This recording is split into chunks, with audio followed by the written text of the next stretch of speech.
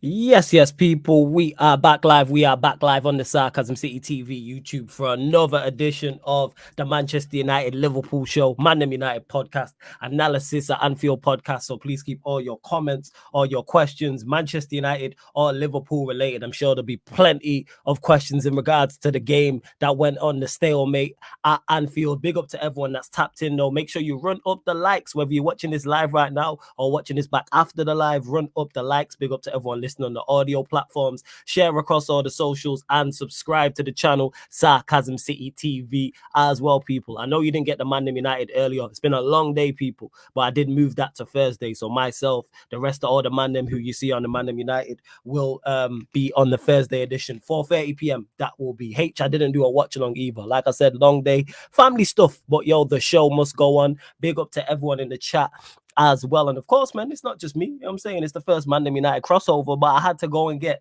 you know what I'm saying, the team, the squad, you know what I'm saying? The Avengers. Like that's what this is, man. Like I had to go get, you know what I'm saying? Definitely a better lineup than Manchester United. 110% without question. So I got to welcome one of the latest additions to the show. You see him here on a weekly basis. My like G is in the building. Yes, G. What are you telling me? You good? I'm good. Hey, man, as long as I'm Spider-Man, I don't really mind. You know Yeah, what I'm man, trying to say? Richard, I'm yo. good. I'm good. I'm Pick a good. what's it called, man? Pick I'm whichever bro. Avenger you want, man. You know what I'm saying? Listen, look, my son's a Spider-Man fan, so I gotta be Spider-Man, man. But I'm all good, bro. I'm all good, man. How are you? How are you? Oh, bless, man. Oh, bless. Looking forward to the show. Good to have you back on as well. And of Of course, course, you man. know what I'm saying?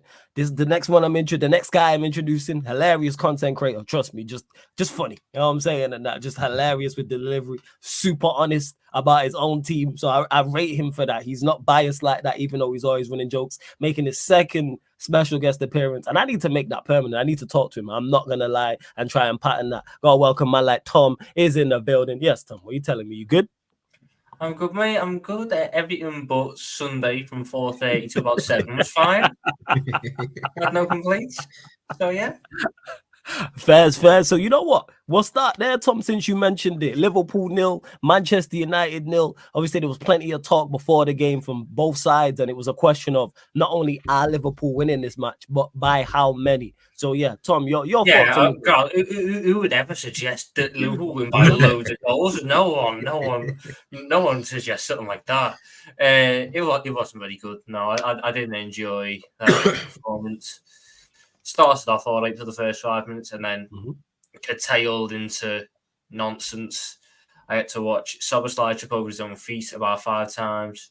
I had to watch Salah just not get involved. I had to watch Nunes and Diaz just, it's something else, watching them two sometimes.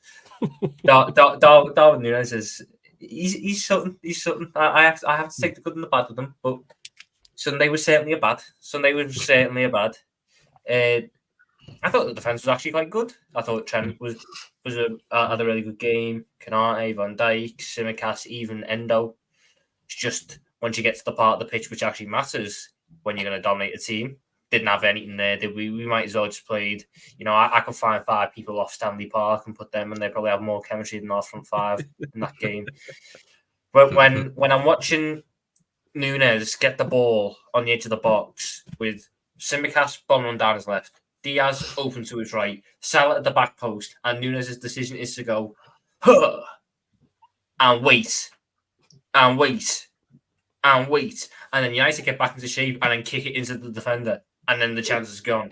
It was at that point where I just went, yeah, I don't think it's happened today. Don't think he got the subs right in terms of the time he brought them on. Should have come on at half time. Should have taken certain man off earlier. But look, it's not the end of the world. Still second in the table, a point behind Arsenal. At least it's not a loss, but it puts a hell of a lot more pressure on the game against the Gunners on Saturday. Because you played them Saturday. Yeah, big game, 5:30. Yeah, 100%. Yeah, for real. Now I'm looking forward to that. We'll be a watch along for that on the Twitch, people. I'm not being interested in that. Are you not looking? No, I'm not looking forward to it. Nah, it should be a good game. It should be you not got a chance. That was like before we obviously get your further thoughts, because you did mention it in regards to the attack, and now that's been a conversation because you mentioned Nunes, for instance. I've seen people mention Diaz as well. Warrior J asked in the chat about Szoboszlai's recent form, but G, we'll get your thoughts on the game as well, just like overall. Kind of echo what Tom's saying, but I'll also be real. I felt like United came and did their job. Do you get what I'm trying to say? Like, I felt like it was just one of those games. Everything Tom said is correct, though. Do you know what I mean? In terms of Liverpool's performance, with some of the players, obviously we'll talk about the Nunez's, the attack, and all of that kind of stuff later on in the show. But I felt like, let's put it this way. If we're going to be happy as Liverpool fans that we went away to Stamford Bridge, got a point, went to the Etihad, got a point, I feel like United coming away to Anfield and getting a point, for them anyway, that's a good thing. Obviously for us, it's disappointing because of the way that we played in certain aspects, but Flawless, how many times have I been on the show and talked about Liverpool and the way that we play and the style of football and stuff like that? Yes, you I'll have be honest,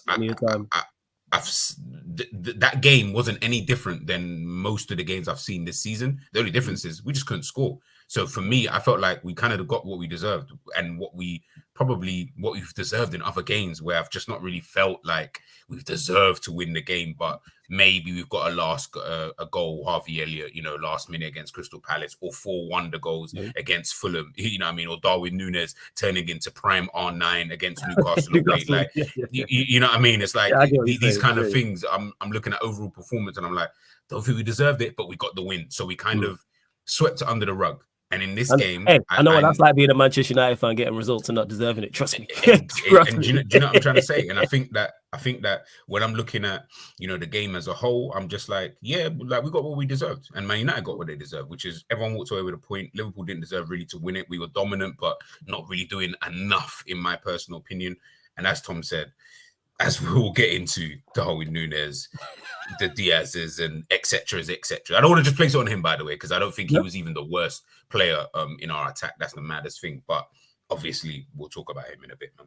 We will definitely big up everyone that is locked in. I see the numbers going up, but the likes is way too low. Like check 1212. Let's run up those likes, people. Continue to get your questions in. I will start the best questions, of course, to make sure we get to your questions. Super Jack people, and we will do that. Make sure you subscribe to G and Tom Little's channels as well. Both links are in the title, so you click the links, it opens up new tabs, and then that way you can subscribe to the channels and find all of their socials as well. Ryan, I've sent you the link, I think, anyway, on WhatsApp. I'm going to double check, but I think I did. Yeah, it's in the group. It's in the group. Yeah, it's in the group. And I think I sent it him separately anyway. But yeah, G, you mentioned it there. So let's talk about it, because that has been, from what I've seen, a major talking point in regards to the game is your attack. Darwin Nunes, Diaz, Szoboszlai, someone like I mentioned, asked about his poor form, etc. So where do you stand in regards to the attack? I did a show on it literally. I dropped it today, and I spoke about. I've always said, in terms of depth, we've got good depth, like in terms of all of them, the Gakpos, Diaz, Salah, Nunes. We got really, really good Jota. We got good depth in that sense. Individually, though, take out Salah. Individually, how much better are these guys than, I don't know, Ollie Watkins or Callum Wilson or Isak or like, as individuals? Maybe I'll probably give like a Diogo Jota a pass, so to speak, because I actually think he's a really, really good striker. Just cannot stay fit. But again, availability has got to be one of your better abilities, and he's showing again that unavailability that he's always had, since he kind of joined Liverpool. So when I'm looking at Liverpool's attack as a whole, and I mentioned it like in a show time ago about have we got the best attack? Again, depth-wise, I still believe, yes, it's a good attack, because not many people can say they can draw upon this amount of players who are on their day really, really good. The problem is their days are not consistent enough. Do you get what I'm trying to say? Like we've got the Salah who can put in a 1 out of 10 performance, but will score a goal and get you an assist, but he'll put in a 1 out of 10 performance, but he got the numbers. So, he gets his own blight in his own kind of way. But the rest of them, they ain't doing none of that though. And they've shown Nunes, I think it's 1 goal in 10 games. Gakpo is like 2 or 3 in the last 10 games. Diaz is 1 or 2. The numbers don't read well. They don't read well for these guys. So then I'm looking at it and I'm thinking, I don't know if it's just poor form or this is actually a real cause for concern. We'll know come January, though, how Liverpool try to play without Mo Salah actually being there, because now there's going to be more emphasis on someone actually stepping up. So for me, I'm looking at it thinking, can they step up? It's not like before you're like, when we've had Mo Salah or Sadio Mane go to AFCON, you don't need anyone to step up because no one is able to step up anyway, and we don't have the players to do so. So you're not looking at it to be like, oh, I need someone to really step up. It's just, we'll just collectively do this, whatever. Now we're actually looking like, no, we actually want someone to actually try and step up because we need to see, are you guys going to be the business when this guy actually goes, which might be sooner than we think. So we need to see, what do you guys do when you don't have the main man? Because when the main man's here, you guys can play relatively well. When he's not here, let's see how that kind of goes. And I think that's the kind of key for me when I'm looking at, Liverpool's attack, in the future. I don't know what you think, obviously, Tom, but yeah. It's an early attack. It's got so many components that I like, but they just aren't mashing together correctly. And for certain players, I don't think they'll ever mash correctly. Surprisingly, Nunes is the one that out of the two that played, Nunes is the one that I've got the most faith in. Diaz, I think that injury really just sort of killed him, confidence-wise, explosiveness-wise.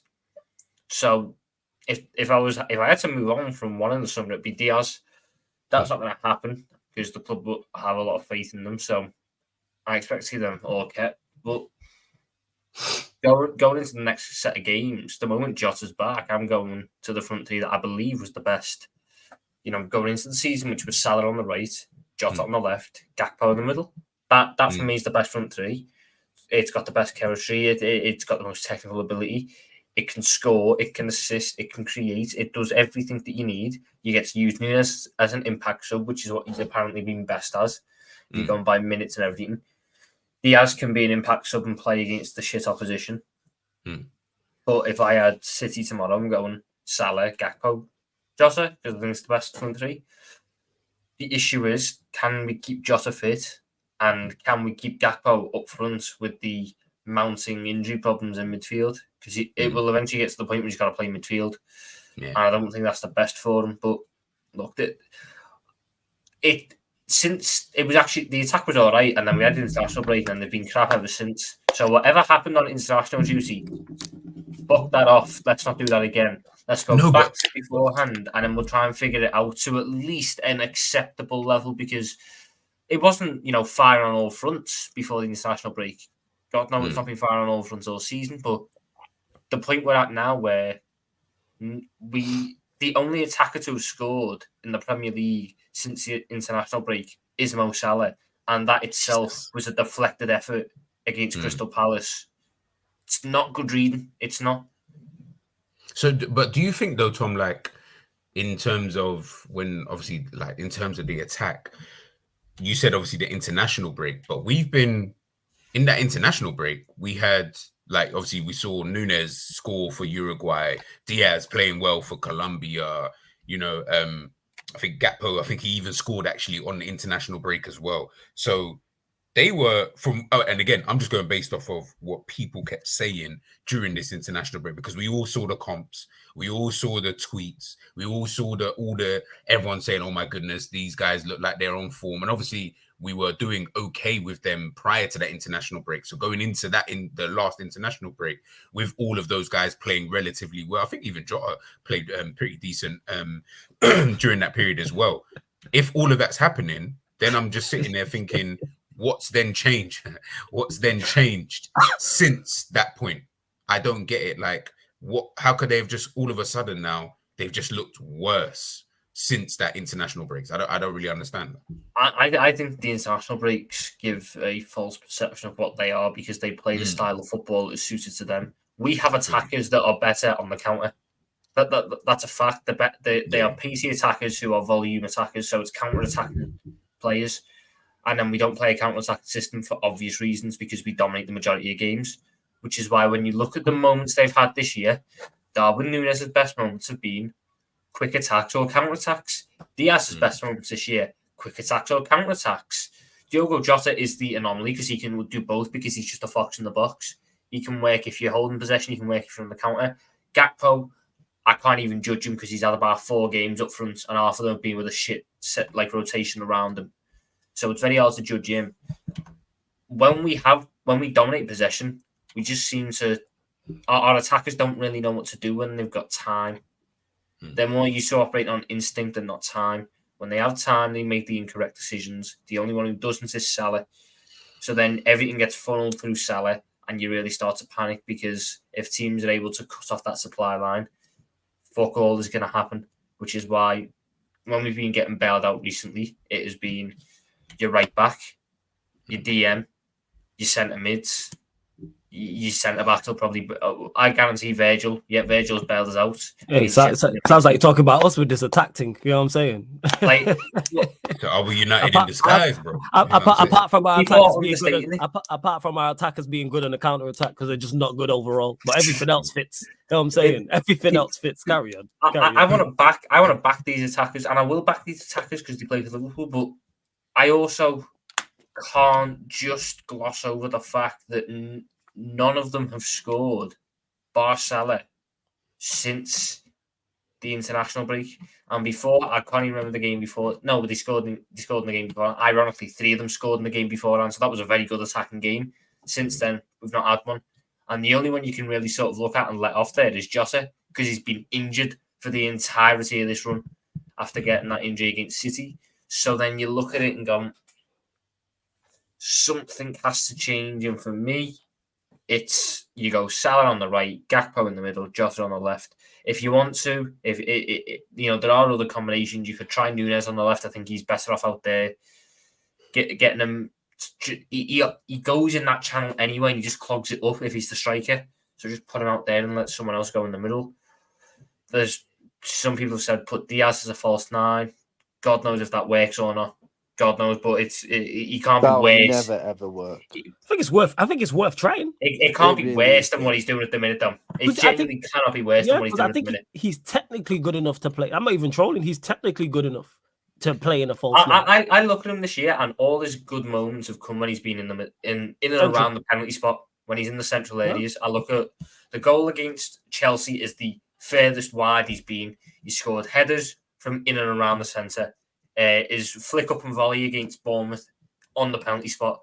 The 2 disallowed goals he's had this year, one against Tottenham, one against Crystal Palace. They were both striker runs that he made, and he finished, and he was offside. One of them was just fucking bollocks, and the other one, he was quite clearly offside.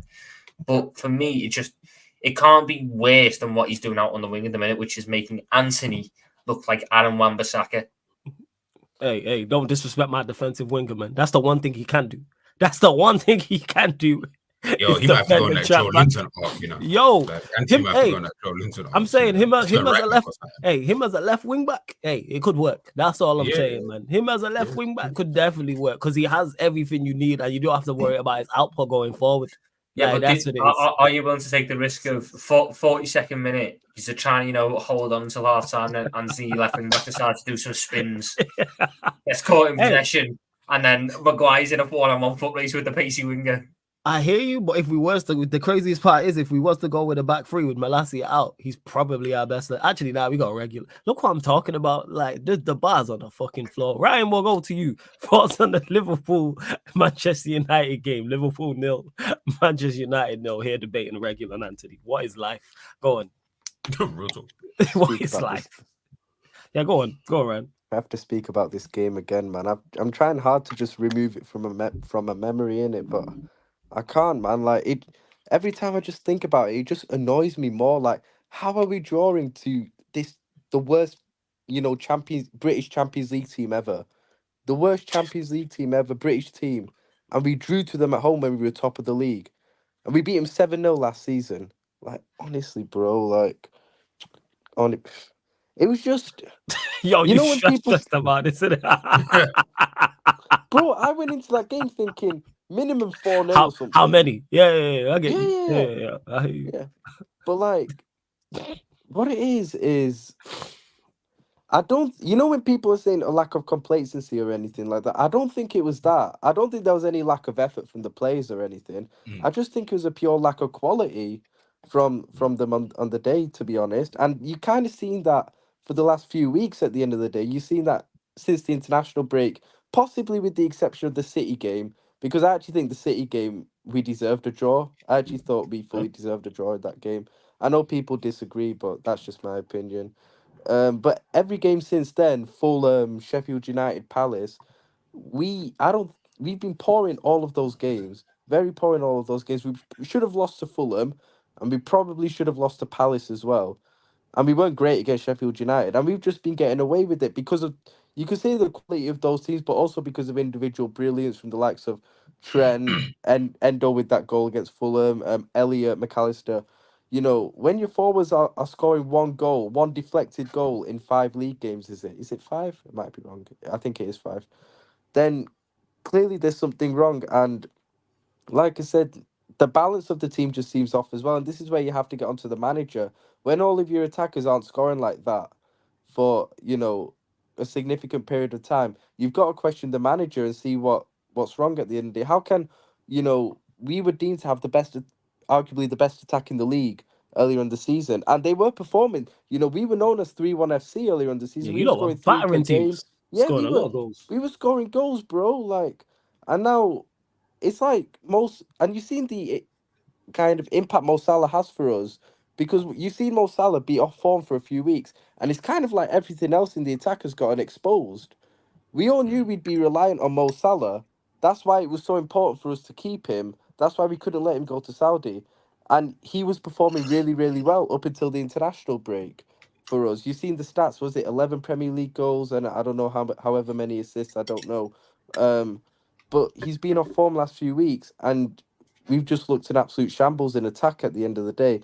It's just, and the midfield balance is all off as well. Like, as much as I get onto Szoboszlai, and I do think he deserves massive criticism, the balance of the midfields are wrong. You can't play Gravenberch and Szoboszlai in the same midfield, bro. Like, you just can't, in it. Like, there's just they're both too similar. That's what it is. They're both too similar. They're both ball carrying midfielders. You need you know, and this is where I get annoyed with our fan base You're as saying you're well. A missing lot of our McAllister a fan little base. bit. That's what that sounds like, right? No, I'm saying we're missing Curtis Jones. Hey. Let's not go too far. Like, let's not. No, because McAllister's been ass as well this season. Let's be honest. That's what I'm saying. But I'm That's what I'm saying we're saying. missing Curtis Jones. What annoyed me with our fan base is Go on, Curtis go on. Jones, right? Comes back from injury, a hamstring injury, away at the Etihad, arguably the toughest place you can go to in the league, has a poor game, and all of a sudden you have fans after that one game saying, "Oh, always knew Curtis Jones wasn't good enough. Sell him in January, sell him and all that." I'm like, This he's is had one bad vindication game. for He's me, been our though. best. He's been This our is best vindication. midfielder, our most 2 consistent years I've been midfielder. doing this Curtis Jones shit, and now You people have. finally seeing the light. Yeah, 2 but years. he's been our best midfielder since April, but he has one bad game after coming back from injury away at the Etihad against City, and all of a sudden people are writing him off. It's ridiculous, bro. Do This you want team to know just it's disagree doesn't on, though? start for us. Do you want to disagree on? I don't think the manager deserves criticism for the balance of the team necessarily, because we're still creating chances. We're just not finishing them. I don't think we created I- enough chances the other day, I'll be real. Bro, we had 36 shots. 30, like that. Like, we had 36 shots. shots. And that doesn't even account for our forwards being dickheads and No, I agree. deliberately not passing the ball when they should have done to give clear I agree. opportunities. We are creating enough. It's just the finishing and the decision making isn't there. I can't look at Jurgen Klopp and go, "It's your fault Nunes is a dickhead and didn't pass. It's your fault Salah's a dickhead and didn't pass. It's your fault Diaz can't beat his first man." It's not an he can control. So I everything else I can sort of understand. I agree. Gravenberch and Szoboszlai don't really work together as a partnership. You end up with too many cooks in the kitchen, especially when Trent inverts into the middle. You've got three players who want the ball but only want football. Doesn't really work for me. That's why you need to have a playmaker, which is a Gravenberch or a Szoboszlai, and a facilitator, which is McAllister or Jones. Curtis Jones, But people want to go for Gravenberch, Szoboszlai, Trent. I've seen someone suggest that midfield. I just said that we are going to have zero progression. It's going to be solo FC because Szoboszlai wants to run with the ball, Gravenberch wants to run with the ball, and Trent's ideals are playing risky passes, which do come off. But in the term risky, they only come off about 70% of the time. So what do we do? Imagine the team shape in possession with that midfield. No defending. How about I was just about to say, how about there's no one defending? Like, how about? Oh, there's no one. Yeah, obviously. Like, you seen this Game of Thrones where Jon Snow stood there with a fucking army and that, and he's got one sword all by himself. That's Van Dijk. That's Van Dijk on the counters. When Gravenberch or Szoboszlai gives the ball away, and we've got fucking Saka, Martinelli, Jesus, Havertz, Van Dijk, and Konate just stood there going, "Oh, I'll pick up 3, you pick up 1." It doesn't make sense. Yeah, I understand that everyone wants to see these flashy attacking players, especially after dealing with 5 fucking years of Henderson. But a crucial thing is balance. It's what we lacked last season, it's what we had this season, and it's what we now want to piss away so we can have some nice runs from midfield. I couldn't give a shit if Curtis Jones doesn't pass your eye test of, oh, he's not scoring screamers, he's not beating man. Curtis Jones averages 95% pass completion, wins 50% of his duels, and keeps us ticking over. There is a reason why we are unbeaten in the last 17 games he's played over 45 minutes in. Oh, jeez, I didn't know that. He keeps everything ticking, and then that is what will free up Szoboszlai, because Szoboszlai was loving it early this season when he had Jones there, because Jones doesn't get in the way. Jones goes and stands on touchline. He goes and gets choke on boots as a midfielder. He goes and lets the left back do what he needs to do. He lets the DM do what he needs to do. He lets Trent do what he needs to do. He lets Szoboszlai do what he needs to do. He goes, I'm a bit shit, but I can do the basics. Go do your thing. And you know what? I want nothing more than that. I want nothing more than that at the minute. And you know, if he pops up with a goal or assist every now and then, no complaints from me. Cool. I think he's got 3 or 4 already this season, which is, considering the narrative around him of, oh, he's only in the team because he's a scouser. Fuck it now. All right, first, big up to my guy TJ. Big up for the super chat as well. You know, make sure you subscribe to TJ Warren TV. You see him here all the time on the United Arsenal show. He says, Ryan, not so subtle reminder that you're in the Europa League and just drew to the poorest English team in the Champions League. Big up the panel. Come on, you gooners. Hashtag agenda. I respect TJ because he put hashtag agenda on this. People be on your case, Ryan. You know. Go on. My go reply on, is simple. What a Champions League for Arsenal, innit? But hey, first. Fairs, yo. Fairs. Hey, DJ, big up for the super chat. Yeah, go on, G. Go on. Sorry. The thing is, if it, like, obviously we're looking at this United game, and obviously, I guess it's easy to pick out some of these holes because obviously we didn't score. That looks shit. Blah blah blah. But I'll be real, like we've been playing like this all season though. So to me, this isn't like. Oh, so this is not new to you. You say you have been saying this, to be honest. You have been saying this. And that's the thing. Like I said before the game to my boy, I said to him, he's a Man United fan. I said to him, Man United are going to play Maino in midfield. I just know. You know how I know? Because they're going to, obviously injuries, but more, even if they didn't have injuries, they're going to play him anyway because they're going to need that energy in the midfield. They're going to need a young guy to be able to run around. I don't know about that one, G, with our manager, but go on, carry on. No. Obviously, taking away what your manager does. What you're saying is spot on. He fits the profile of what was needed for that game. However, if everyone was available, our manager's been making foolish decisions all season long, man. We would have easily seen McTominay, Bruno, and an Amrabat midfield. And Amrabat, and that's something that's maybe where at times he's going wrong in certain situations, because sometimes I think you do need to drop a couple players to allow other players to fit the game profile of what you need in certain game states. And that's why I felt like Maino was going to play. And I just knew if he was going to play, obviously on McTominay, we know he's going to play. I just didn't know where he was going to play. But I knew that McTominay, Maino, just didn't really know who the third one was, obviously Amrabat. Having those two, especially Maino in that midfield against the Liverpool midfield, who were at times like Tom and Ryan have mentioned about Szoboszlai and Gravenberch basically doing the same thing. You don't really want another guy you're up against who's just got boundless ends of energy in that kind of team, because what you saw later on in the game, which is something that I've seen all season and something that Liverpool use to their advantage, teams get tired mentally towards the end of games. So once they get tired, we pick them off. But that's when we start, we'll score a goal here, a counter-attack there, blah, blah, blah. Nah, not with the young ball in that midfield. That's not going to happen with him in there. He's got the energy to keep going now. So now, Szoboszlai, again, another game, you have it to come off. Why? Because you're not really performing, and just keeping you on is kind of pointless. Gravenberch obviously got himself injured. Now, with those two coming off the pitch, your options are Elliott and whoever else it was, that Gakpo, whoever it is that we're bringing on. Jones? It's not really Jones, but the options are not like, these ain't guys I'm looking at and I'm saying, I need you to change the game for me. I need you to do this kind of thing for me.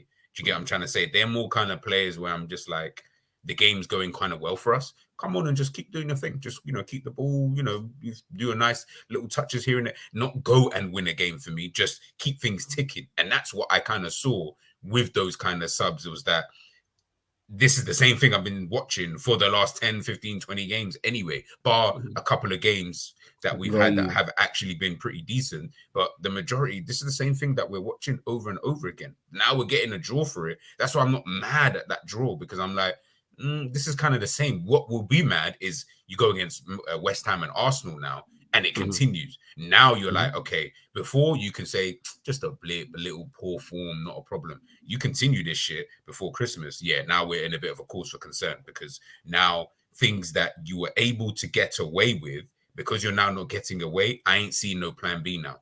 And that's one of the main things, Tom, Ray, and I know you've done it a couple of times. You know, I've done it basically the whole of last season. That's one of the things I'm talking about with Klopp is, all right, let me see your plan B now. You know what I'm trying to say? That's one thing we say about De Zerbi all the time. This guy ain't got no plan B. Plan A and plan B is plan A, just better. Now we need to I think he's got a plan B this year, but I just think he. I hope think his so. in-game management has been quite good this year. For the No. most part. But are we saying his in-game but this is management where I is disagree. good? His in-game management isn't good. He just pre-plans everything, so he just reenacts the plan. And he's already got pre-planned. That he's already. Who told me the stats? I can't remember who told me the stats. I was on with Grizz, that was it. And someone told me the stats. Liverpool have made the most subs out of anyone in the Premier League this year, but used the least amount of players when doing so. I can imagine. So he clearly just has the same 5, 6, 7 core that he goes, right, well, you're going to come on for him. You're going to come on for him. We're going to go to this formation because we've went to the 4-2-4 so many times this season. We clearly have 4-3-3. That's not working. 4-2-4. Go for it. That's plan B, which is more than what we've had in previous years, but it doesn't automatically equate to what I think the likes of a Carlo Ancelotti is in game, where he can change to a 3-5-2 after going to a 4-2-3, where he can identify the weak. Klopp and Linders and whoever can identify the weaknesses, but they're not going to play a completely new system. They're just going to see, right, okay, well, let's just try this harder then, and maybe tell the subs that are coming on where to attack. But there's no dynamic system change, and Klopp's never going to be that. I think we all know that, but it is what it is. I think we've got more of a plan B than we have in past years, hence why we've managed to get through a number of these dodgy games. I mean, Palace, the subs in the 4-2-4 got us through that one. Fulham, subs 4-2-4 got us through that one. But you see you're naming these fixtures here in these games, and I agree 100%. You're right. We're winning them. Are we doing anything differently, or are you just bringing on different players to do the same thing and hoping for a, would I say, different result? I.e., if anything, all it's suggesting is you might as well just start with this 4-2-4 that you move to sometimes. Just start it for a game or two. Saying start it, just go gung ho like that 4-2-4 and just run it. Yeah, maybe for the game or two, and then just go. I can't lie, we get killed by some teams by doing that, though. But I think it has to be smart. Like, you could play that against us, and you would have been fine. If you play that against, like, for example, I'm looking at Ryan. Like, I'm not. Hey G, we was there. Hey G, if we were still playing, that game was Sunday. It's now technically Wednesday. If we were still playing now, we wouldn't have scored. We were still playing now, we wouldn't have scored. But that wasn't the thing with that game. Is that wasn't even really your kind of plan. Your plan, from how I saw it, was what we saw with the couple of shots that you did have, i.e. Hoyland, obviously having it was should have bagged, and that's what you was playing, and that's why I said it was smart for Manchester United, because there's no point trying to go toe to toe, because 7-0 that will happen again. That's what you tried to do the first time, and when that happened in the first place, you're in such a bad moment now. We need to just play a game of. We need to just be solid. Everything else will just come in its own time. We just need to be solid. So, Anthony, do up that wing back role. Yeah, keep doing that, and we will just do whatever. You know what, Maino, McTominay, every now and again, if you can get forward, and remember, the way that we're playing, we're allowing for you to get in behind our midfield, bro. Remember, you're not playing, you play decent, like, in some of the occasions where 1-2's here, and then you're able to kind of get away. But look at the space that you were having. Why? Because there was space. Yeah, we just lack quality. Yeah, exactly. You just lack quality in that kind of situation. But we're allowing for all that space. We allowed you to have that space to then get the shot off. It's not because Man United were playing freaking like prime Barca 2010, 11, whatever. It was just we're allowing for all that space. They're able to then get behind as per usual, like in other games. But guess what? Like in every other game, the team isn't good enough to finish. But then we've seen in games like Fulham, they were good enough to finish. We were just better in terms of getting those wonder goals and etc. etc. But that Fulham game showed everybody, yo, be careful, because if a team decides that they want to start scoring from all their shots, something like this could easily happen. You know what I'm saying? But That's how I look at it. You know what you were saying earlier on about comparing kind of last season to this season. I said this to Flawless yesterday. The main difference for me from last season to this season is the fact that our 4 world-class players at the club are all performing this season, whereas last season only one of them did. Alisson, Trent, Virgil, and Salah for me have carried this team this season so far. Only one of them performed consistently last season, and that was Alisson. Trent was poor for majority of last season. Van Dijk was poor last season. Salah for at least half a season last season was poor. At least half a season was poor. And all of them this season have performed for the most part, in my opinion. And when you've got 4 world-class players all performing, naturally you are going to reach a certain level at the end of the day. Yeah. And that's why, in my opinion, I we've agree. been a lot better in terms of results. And, I don't think our team apart from that, is way better than last season, in my opinion, on paper. Because I look at our signings, McAllister, for me, has not been good enough. Soboslai has been he started well, but he's been crap for like the last month and a half, 2 months. Endo, we all know what Endo is at the end of the day.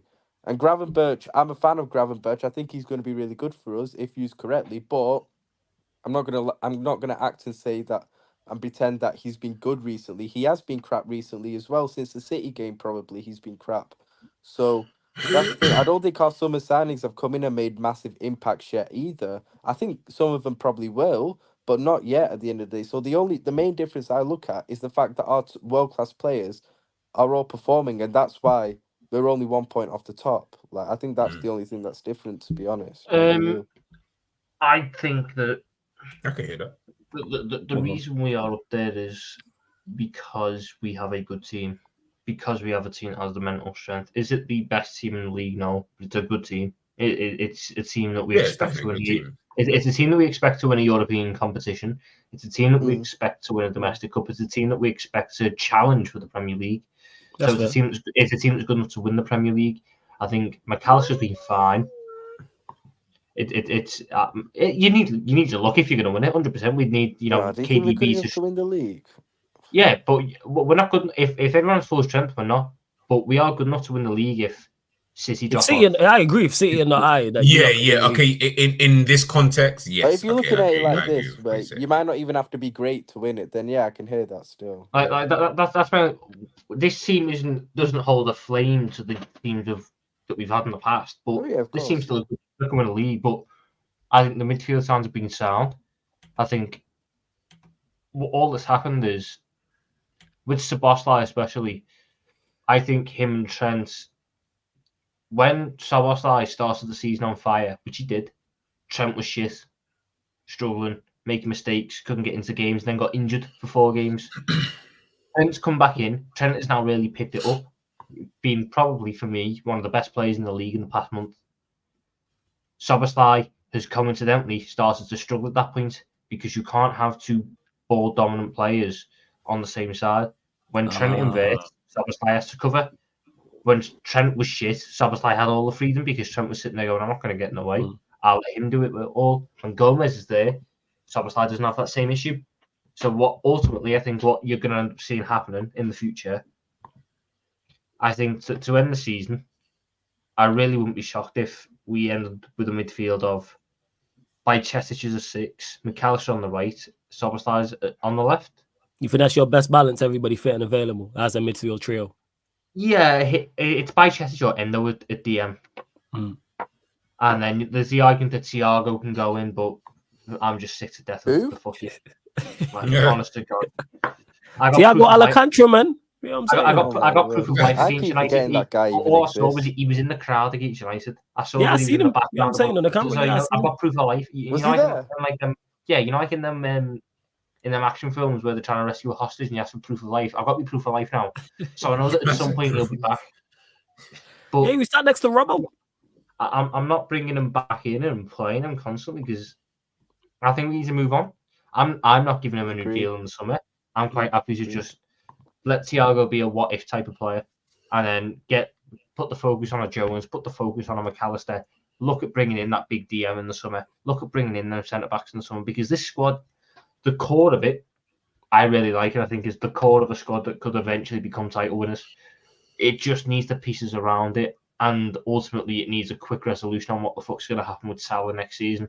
If he's staying or is he going? Is he getting a new deal or what? Because that's something that I don't want lingering on throughout the summer. And no, this whole thing about would you have sold Salah and kept Mane? No, Mohamed Salah. I was going to say that because it was a lovely segue to that, as you mentioned, Salah and him potentially leave. Obviously, we had it this summer. It's going to be, again, rumors about it this summer. So big up to V1 for the super chat. Says, would you have sold Salah and kept Mane? You just need to look at them. You just need to look at them in from 2021 onwards. So from the start of the 21-22 season, Mo Salah was the best player in the world.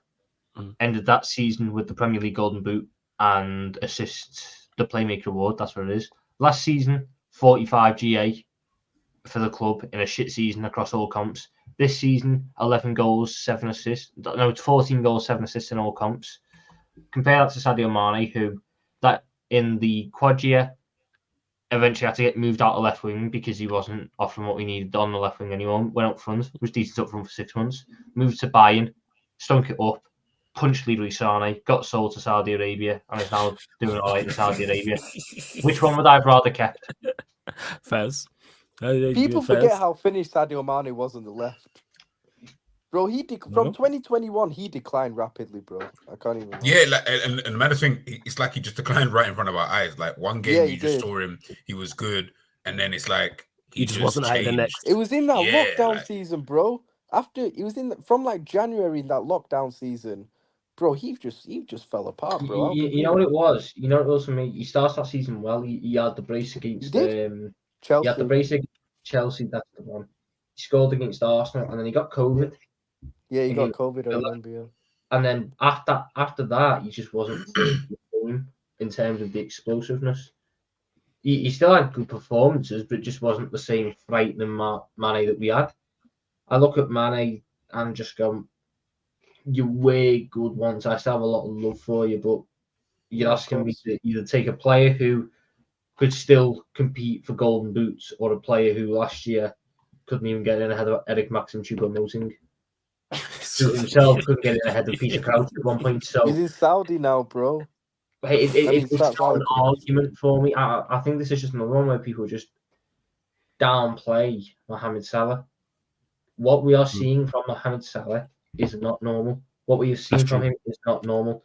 People do not expect for the next 30 years a winger to come into the Premier League and just bag 200 goals. Not happening. It's simply not happening.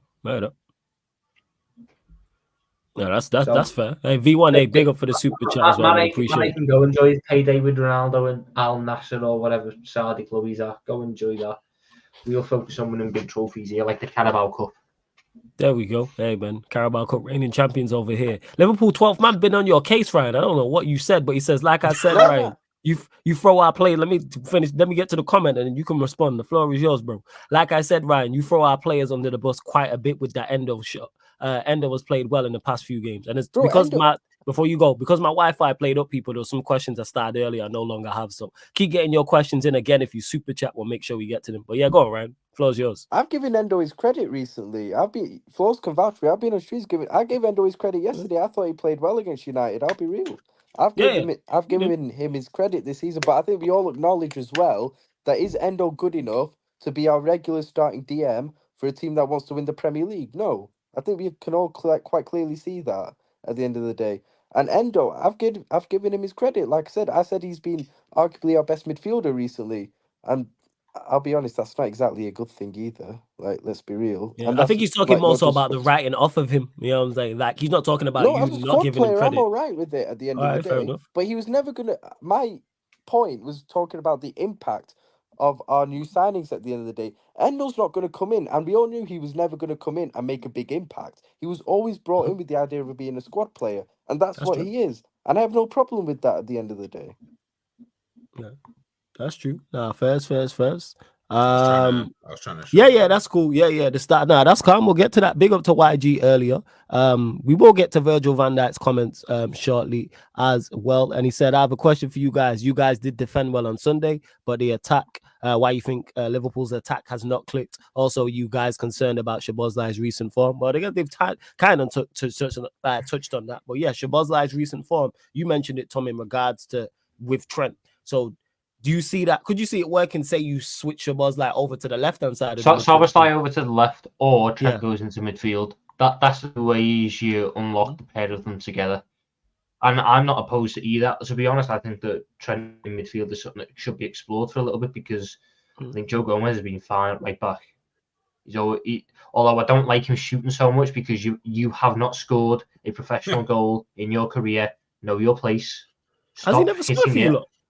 No. He's never scored a professional goal, not even for Chelsea. Wow, Yeah, he's never scored a goal in his career. that is crazy. So like, I'm all for a funny little pot shot when we're winning, but you know when it's 0-0 against United and I'm seeing you try and set up half volleys and then hitting it inside that, and don't really want to see that, Joe.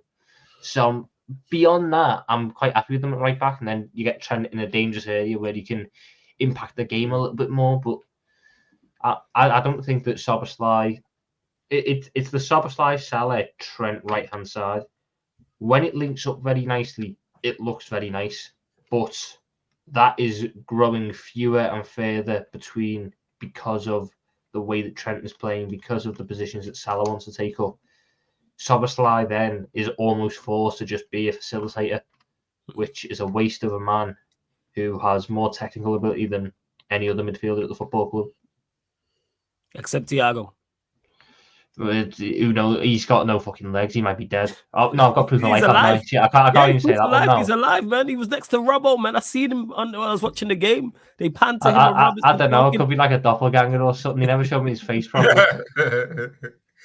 Nah, I think. Yeah, I think, like I said, man, I'm not really that gassed about the way Liverpool are playing right now. I know, of course, look, there's no one really is gassing me. Maybe Aston Villa are probably the only team I probably enjoy watching these days.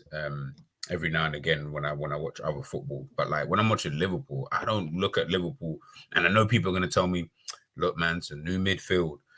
Maybe in the future we're going to get better, and that probably is going to be true. But right now, I'm not watching football where I'm like, you know what, this team. All I'm seeing, probably more than anything, is always the things that we talk about, which is like the intangibles of things, like, which is a good thing, of things like mentality and all of those kind of things, which again is helping us right now because we're sitting second in the league, we're through to the next round of the Europa League, we're in the next round of the Carabao Cup, all of these kind of little things. But when you're just watching the game, forget the stats, but just when you're watching Liverpool, I can't sit here and say I'm watching football that makes me think and believe anything more than that. I'm more looking at the competition. I think, Flawless, you might have even mentioned this about the quality in the Premier League. Like, oh, it's awful. Take you City and Arsenal out of it. I think I look at it and I go, I don't look at like this season. I'm not. The quality is not popping. I know we're going to talk about. There's a difference between the quality being good and things being competitive. And right now, it's competitive. But say it louder for the people in the back. People get that so many times mistaken. All the time. And I think like that doesn't mean that the quality is any better. I feel like the quality is just gotten worse. So now that's why we're not really seeing much the title or the top of the tables looking really close. It's really competitive. I get that. But quality-wise, I'm sorry, man, but this quality that I'm watching at the moment is, in my opinion anyway, is quite poor, if I'm being honest. But again, I'm not going to care if we go away, we win the league. I've never seen the league so segregated. I've never seen the league so obviously segregated. I know who's going down already. It's the 3 promoted sides. As much as I like Luton, and I think they're all right, I think with a bit of luck, they could stay up, but most likely they're going down. If not them, then Forest, who came up last year. You know who's finishing top 3? And the rest is just sort of... it's just there. There's no real... Like, at least in the past, there's been a title race, then a top 4 battle. Yeah. Then, mid-table's not really had a battle, but there's been interesting stuff in mid-table. There's always been a bigger relegation battle where there's a lot more teams, where it goes on a bit longer because this relegation battle will be done by match week 35. It's competitive, but lower quality. Just look at the fact that the team that went down in Leicester would probably stay up quite comfortably. Oh yeah, they Yeah, definitely would. Oh yeah. I think they would. Yeah. Well, And I these think, three teams, of course, 100%. and I think people think that's like me, especially as United fan, taking a shot. Like, no, I include my own side in that when I've stated that. Again, Jeeb said it best. Just because a league is competitive does not mean the quality is good.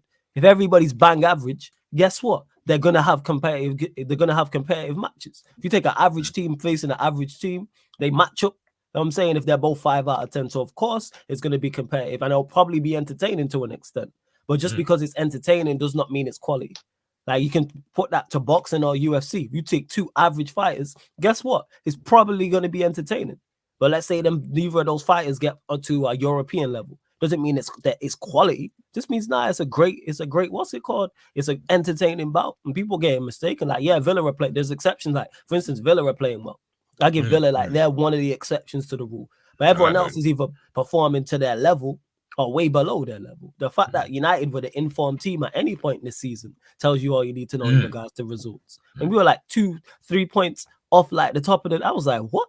How are we anywhere near like the top 4? Big up to Lewis for the raid as well. Large up raid gang in the building. Make sure you run up the likes, hit the subscribe button as well. Makes no sense. And keep all your questions United or Liverpool related. Big up to V1 who says, how many years will you give Klopp if no Premier League?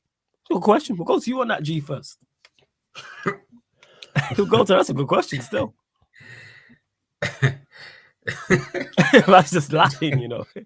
I'm just laughing. Because I just to clarify before you get it together. Way too many of these questions about Klopp's future in the last year.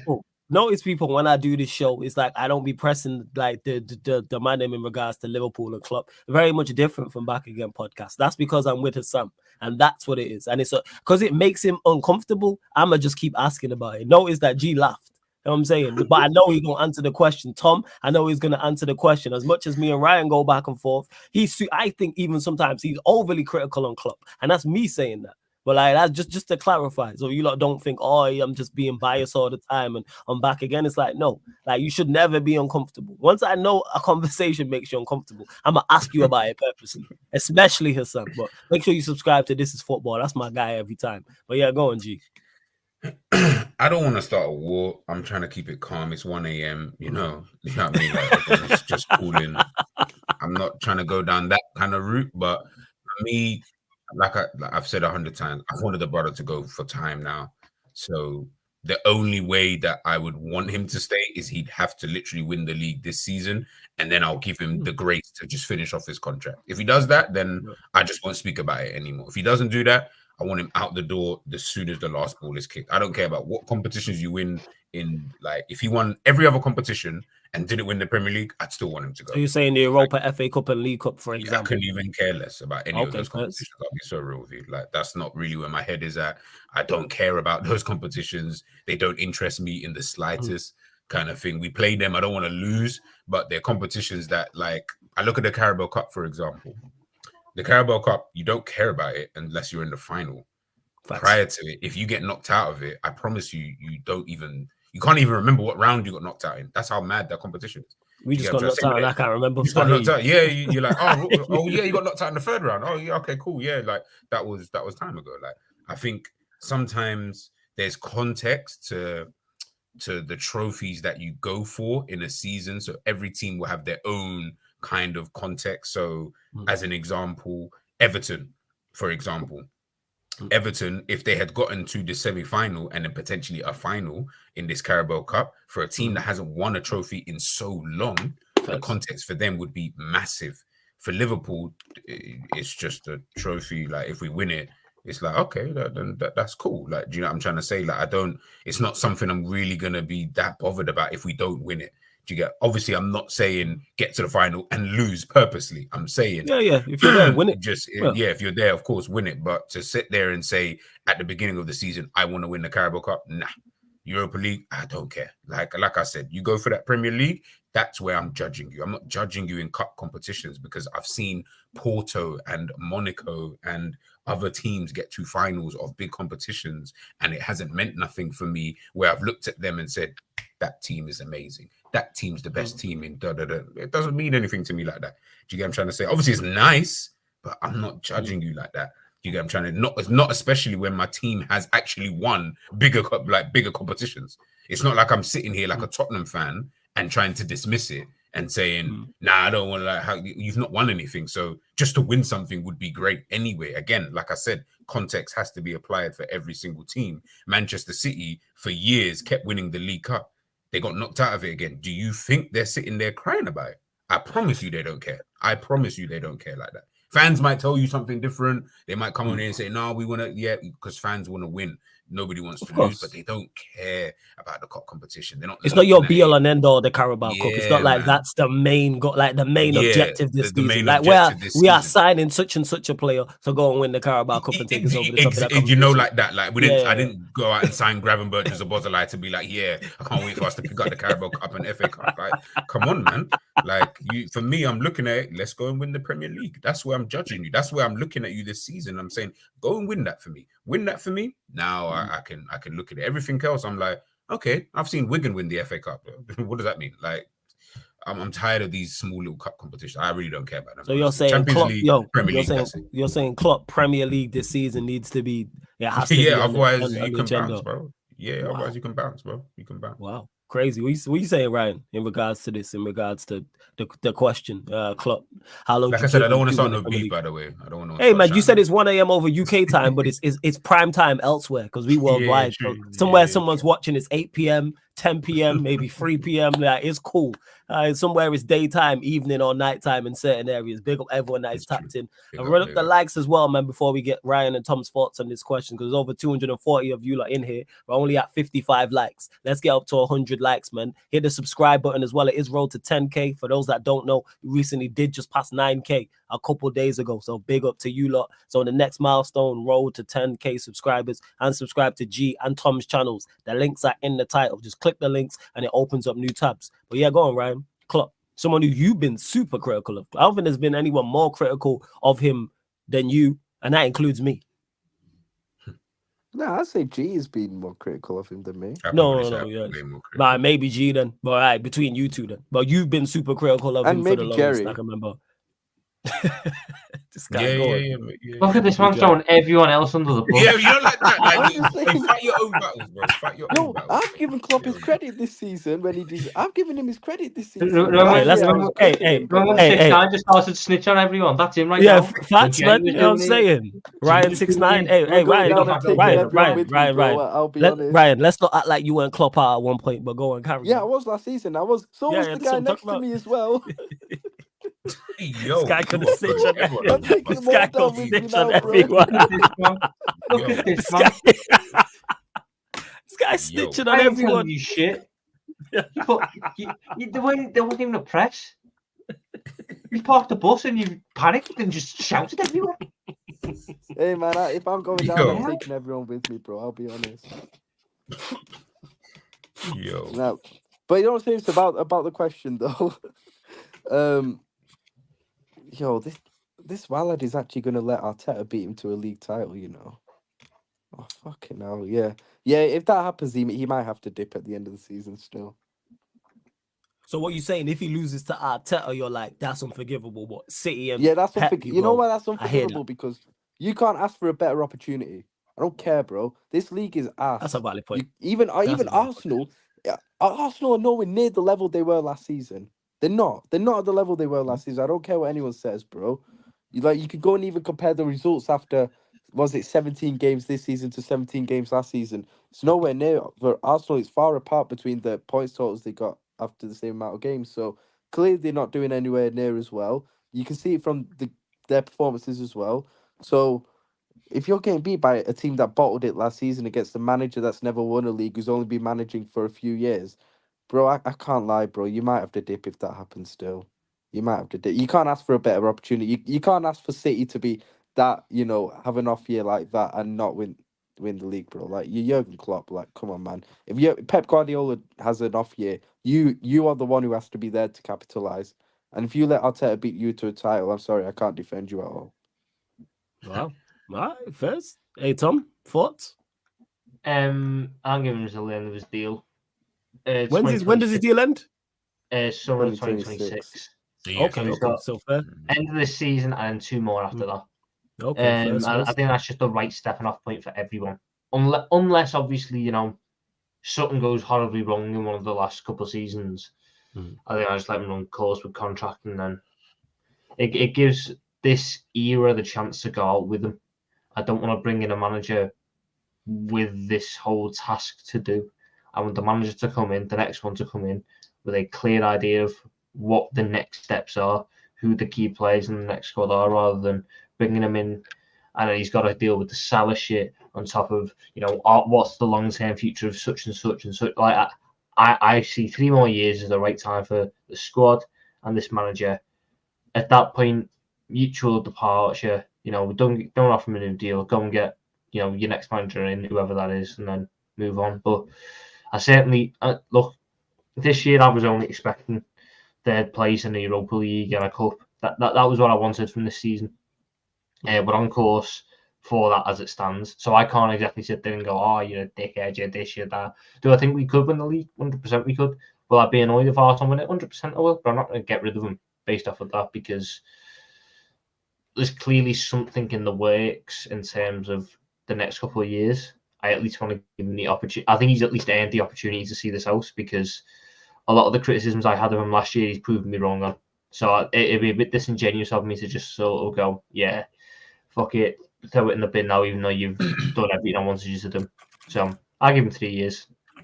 Okay. I feel like this what Tom just said there, yeah, it's reasonable. Like I'm not against or whatever, like, but I feel like you was gonna say the term, but you didn't say it. This credit in the bank that people keep talking about with Klopp, I don't really understand, but I guess everyone's got like a different threshold with how they see credit in the bank. Because for me, I'm like, I kind of need to see some substance to whatever it is you're doing. But for me, can't it's not keep credit in the bank anymore. For me, it's knowing what he is capable of. Do you get what I mean? It's not credit. His credit in the bank for me ended a while ago. Now it's been like, what is it, 4 years since we won the title? That ended a while ago. For me, that's what I'm it's saying. knowing Was what it he's 2020? capable of doing. Yeah, So 2020. 2020. Yeah. So 2020 was the league and 2021 was the Champions League, correct? No, No, 2019 you- was Champions League. Oh, 2020 was 29. Premier Oh, League. jeez. Oh, damn. Yeah, go on, carry on. That's rare, and kind of just said it there. Like I'm just like people do realize it's been 4 years since we won this league title. So you know, if we don't win it this season, you know, now we're moving into year 5, and then you're then saying, okay, so how many more years are you willing to wait for this guy to win it for you? Like, I'm not saying that there's just an abundance of managers. I'm definitely not saying that, but I'm also looking at it thinking, well, what's the difference between him being here and someone else being here? Like if we're not winning it anyway, what difference does it make if I just get someone else to be in more or less the same position that you're in anyway, which is not winning it, kind of thing. Especially when we're using the caveat of Manchester City potentially, which I still don't believe, having an off season, so to speak. I'd rather wait until the end of the season. Yeah, look, come to that kind of judgment. it comes down to personal sort of view, doesn't it? Remember your Amarim? Remember Tom? I was still there. Want Amarim. I still want. Look, people try and crash this on me about Ruben Amarim. The man's top of the Portuguese league at the minute. I know. So you sold you're sold Tom on Ruben Amarim, yeah? Yeah, That's the guy you're looking if Klopp goes, He's a that's good what I want manager. to get. That's what I want to replace him. I said 3 names last season. We'll ignore Tuchel because that one wasn't, my finest moments. But I had Amarim, I had Alonso, both of them top of their leagues. I mean, say what you want. But that's what people are asking. Who do you bring in? Bring one of those 2 in. Then simple. There's your job. There you go. Yeah, I with me and Klopp, I'm a fucking romantic football fan. I like what he's done. I like the fact that he done what so many others couldn't. He gave me some of the best. Not some of the best moments of my life as a Liverpool fan. I'm always going to have a lot more respect. Someone who's older has seen Istanbul, maybe, that sort of thing diminishes a little bit. But for me, younger, I didn't get Istanbul. My biggest European night before the Champions League final in 2019 was Dortmund in Europa League. It's a shame when your biggest European night is Tom, in you're making me feel old, competition. Hey, G, me and you both. When he was like, "Oh, I don't remember Istanbul." Unfortunately, I was like, right, I remember kind of vividly. Like, okay, unfortunately, I remember watching that. Like, but bro, it's only the Champions League. The man gave I weren't alive for our shit treble. I wasn't alive when we had our shit trouble under who. Oh, when you Oh, did the you wasn't 1-0 alive one. for the Michael Owen FA Cup final against The Arsenal. 0-1 thing. Nope. Yeah, I remember You that. weren't Yeah, even- jeez. You don't remember that. Good times. I forget, man, like the age gap and like between us at times. But I big up to V1. Yeah, Do go you on. know my first? Do you know my first years of football? Roy Go on. Hodgson.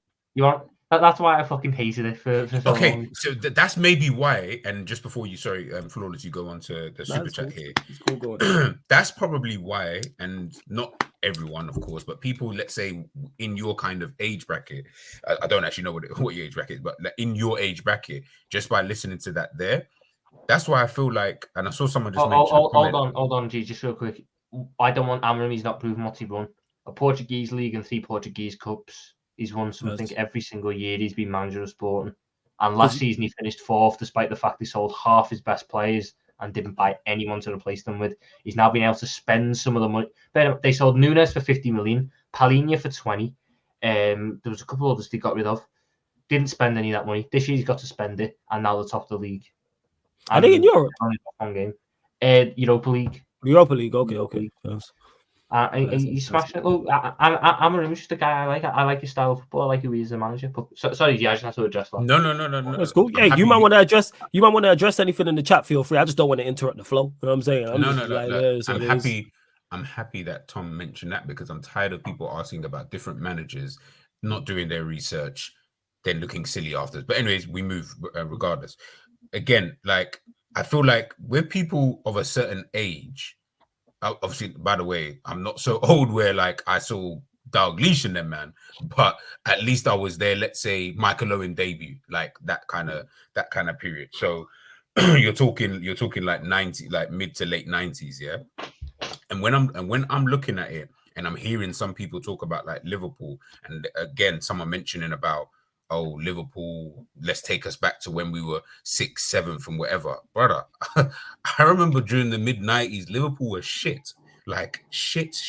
So it's not like I know the pain. Like I have felt pain ever since I've been alive and been a Liverpool supporter. I've literally only seen my team win 1 Premier League and watched bare other people come in the mix. The Chelsea's come into there, the Man Cities, Man United dominating, Arsenal winning it. I'm trying, like, I've seen all of the Leicester winning it before my team then winning it. Like, I've been there through all of that crap. I've watched Sander Westerveld being goal with Vegard Hegem as a right back. Like, I've seen all of the dumb stuff. So when I'm seeing this stuff now with Klopp, yes, I'm extremely thrilled because he's now, to me, Klopp's just put respect on Liverpool's name, where now you can't talk with disrespect when you talk about Liverpool in a general sense. Not a problem. And I like that. And I'm extremely happy and thankful for everything he did. But this notion, and this is where I feel that Manchester United fans at times, they also go a little bit wrong with the nostalgia stuff, where you just think, but we had Fergie. When Fergie, ain't nobody care what Fergie's doing right now. I'll tell you that right now. You need to move on and learn how to deal with what you have at this current moment in time. Football clubs move forward all the time. You lose best players. Manchester United lost Ronaldo. They still won Premier Leagues after that. Yep. They still won Premier Leagues after lost that. all our best players, and still won leagues after that. And still won leagues after that. So what is the club supposed to stop? Like, I don't like this notion that, but there's none of these, there's no other manager that can come. I'm not saying, by the way, anyone on the panel saying, I'm just more addressing people in general. Yeah, you just saying generalize it. Yeah, and I hear that because I do hear that type of thing. I get what you're saying. Yeah, like all the time. And I'm like, I don't care who the man, like, to be honest, for me, as long as, of course, not like a Roy Hodgson, but I don't think Liverpool are not in a place where you would hire a Roy Hodgson like we were when we hired Roy Hodgson. We were in a very dark place at that time. Now we're one of the best teams in the world in Europe. We hired Roy Hodgson was hired as a steady Eddie. Liverpool needed a steady Eddie manager. Because that's kind of like to steady the ship. It's kind of where Manchester United are at now. So I hear that. Exactly. So that's why I want this manager gone. And I just want someone, I've said this before, till the end of the season, just to steady the ship. just to and get us listen just competent, Yo, just I for need now. to dip, man. Then, but big up Hey, you, man. Ryan, Yeah? love every No, time, big up, bro. Ryan. Yeah, Take I'll care, catch up guys. with you. Big up. Yeah. Bless up, Ryan, every single Big time. up, Big Tom. up, Big big up. up. That's the point. Listen to what Flawless is saying. He's trying to get a manager just to come in to finish the season. He ain't talk about no future. This it's because of where you're at this current moment in time. And obviously, you guys are still one of the biggest clubs in the world. So even that's a madness and shows you the context of where you're at as a team. I'm saying with Liverpool, no one can say. Is everyone thinking that if Klopp was to leave tomorrow, that we're just gonna get, I don't know, like some next know what random it manager is? tomorrow or something? Like where people like, because Tom kind of mentioned it, but Tom can see past that because he's delivered a lot of Liverpool fans' greatest moments. Like they can't look past him.